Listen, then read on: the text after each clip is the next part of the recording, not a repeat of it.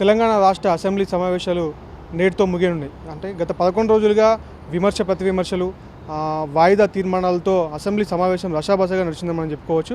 అంటే బీఆర్ఎస్ నాయకులు, అటు కాంగ్రెస్ అధికార పార్టీ కాంగ్రెస్ నాయకులు, ఇటు బీజేపీ నాయకులు అంటే మధ్య వాగ్వాదం, దాంతోపాటు బడ్జెట్లో ప్రతిపాదించిన అంశాలపై చర్చలు అంటే రషాబసగా మారింది. అంటే 11 రోజులుగా జరిగిన ఈ సమావేశాలు మనం చూసుకున్నట్టయితే ఈ 11 రోజులు అంటే 3 లక్షల కోట్ల రూపాయల బడ్జెట్తో రాష్ట్ర ప్రభుత్వం ఏదైతే బడ్జెట్ రాష్ట్ర ఆర్థిక శాఖ మంత్రి బట్టి విక్రమార్క ఏదైతే బడ్జెట్ని ప్రతిపాదించారో అటు ప్రతిపక్ష నేతలు కానీ ఇటు స్వపక్ష నేతలు కానీ అంటే బడ్జెట్ పైన చర్చలు జరిపడం, ముందుగా చర్చలు జరిపి ఏదైతే ఆ చర్చలకు సంబంధించినటువంటి ఏవైతే అందులో ఉన్న లోటుపాట్లు, ఆ బడ్జెట్లో ఉన్న లోటుపాట్లు కానీ అంటే రాష్ట్రంలో ప్రవేశపెట్టబోయే పథకాలు కానీ కాంగ్రెస్ ప్రభుత్వం అధికారంలోకి రాకముందు ఇచ్చినటువంటి 6 గ్యారంటీలకు సంబంధించినటువంటి విషయాలపై, ముఖ్యంగా 6 గ్యారంటీలపైన అనేక చర్చలు అంటే అనేకంగా విమర్శలు జరిగినాయి ఉన్నాయి. అంటే ఇటు బీఆర్ఎస్ నాయకులు ప్రతిరోజు అంటే ఈ జరిగిన 11 రోజులు ప్రతిరోజు కూడా ఆ ప్రభుత్వాన్ని 6 గ్యారంటీల అమలు విషయంలో, ఇటు రైతులకు సంబంధించినటువంటి రుణమాఫీ విషయంలో, అటు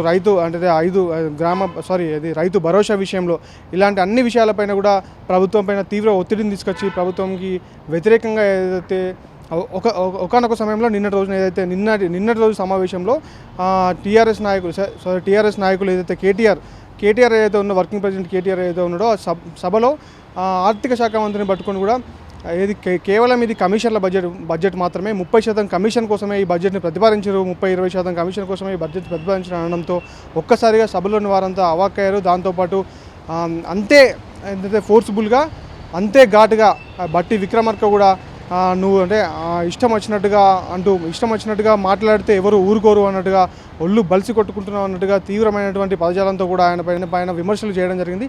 ఆ విమర్శలకు ఒక్కసారిగా టీఆర్ఎస్ నాయకులంతా కూడా అసెంబ్లీ నుంచి వాకౌట్ చేసే ప్రయత్నం చేశారు.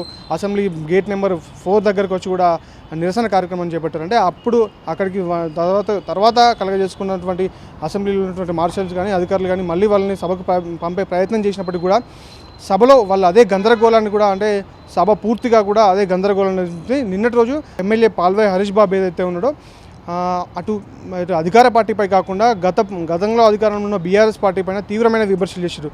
అంటే కేవలం తమ గొప్పల కోసం, కేవలం తమకు వచ్చే కమిషన్ల కోసమే కాళేశ్వరం ప్రాజెక్టు నిర్మించారు తప్ప ప్రజల ఉపయోగం కోసం ఈ ప్రాజెక్టును ఎప్పుడు నిర్మించాలని చూడలేదని చెప్పేసి ఆయన ఘాటుగా విమర్శలు చేశాడు.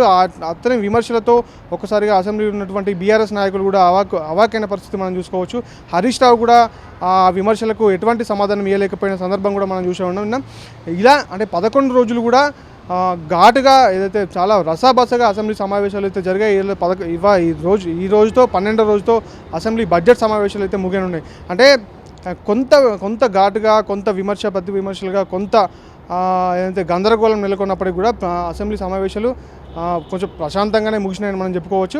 ఇప్పటికైతే ఈ బడ్జెట్ సమావేశాల్లో బీఆర్ఎస్ పార్టీ నాయకులు ఏదైతే ఈ బడ్జెట్ అంతా బోగస్ అని చెప్పేసి ముందు నుంచి కూడా విమర్శలు చేపట్టినారు. కొంత అంటే సభలో కొంత వేరే అంటే పర్సనల్ విషయాలపైన కూడా డిబేట్లు జరిగినప్పటికీ కూడా పర్సనల్ విషయాలపైన ఏదైతే డిబేట్లు కానీ దాంతోపాటు విమర్శలు జరిగినప్పటికీ కూడా ఈ అసెంబ్లీ సమావేశాలు అంటే బడ్జెట్ సమావేశాలు ఈ రోజుతో ముగియడం, అంటే బడ్జెట్ సమావేశాల్లో తుదిగా ఏంటంటే రాష్ట్ర ప్రభుత్వం అనుకున్నటువంటి బిల్లులు కానీ రాష్ట్ర ప్రభుత్వం ప్రవేశపెట్టిన ఏదైతే బడ్జెట్ ప్రతులు కానీ ఈ రోజుతో ఆమోదింపబడి ఈ రోజుతో ముగియనున్నట్లు మనం చూసుకోవచ్చు. కెమెరామెన్ రణవీర్తో జగన్, మెగా 9 టీవీ నుండి.